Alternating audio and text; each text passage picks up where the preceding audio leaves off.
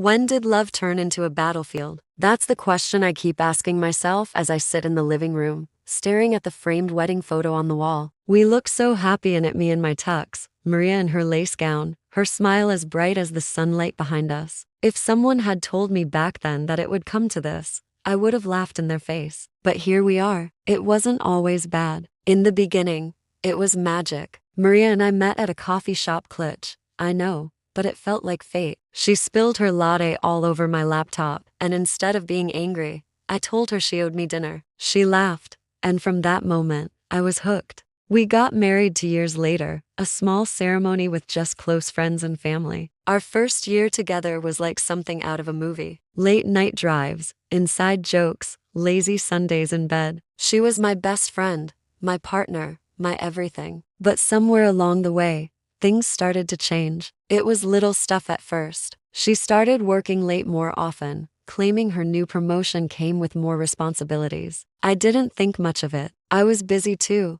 trying to get my own business off the ground. We still made time for date nights, still kissed each other goodnight. But then the fights started. They were stupid, meaningless arguments about dishes left in the sink or whose turn it was to take out the trash. But those little fights started to grow. One night, after an especially heated argument, Maria stormed out of the house. She didn't come back until morning. She said she'd stayed at her friend Chloe's, but something in her tone didn't sit right with me. That's when I started noticing things I hadn't before. The way she'd smile at her phone, the late night work meetings, the way her perfume seemed stronger when she came home. I wish I could say I confronted her right away, but I didn't. Instead, I did something I never thought I'd do. I cheated. It wasn't planned. Her name was Erin, a client I'd been working with for months. She was funny, smart, and gave me attention in a way Maria hadn't in years. One night after a meeting, we ended up at a bar. One drink turned into 3, and before I knew it,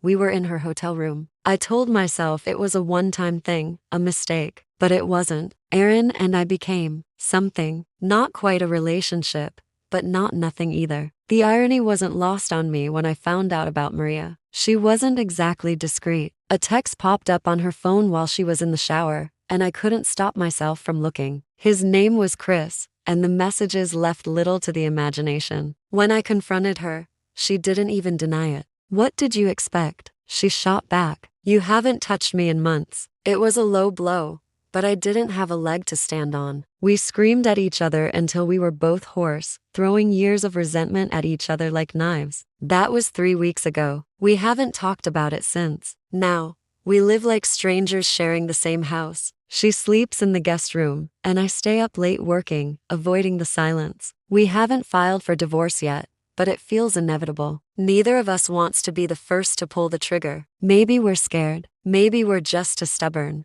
Last night, I found her crying in the kitchen. She didn't see me, and I didn't say anything. I wanted to. I wanted to ask her if there was still something left to save, if we could go back to who we were before the lies, the fights, the betrayals. But I didn't. This morning, I called a lawyer. Maria and I were good once, but good isn't always enough.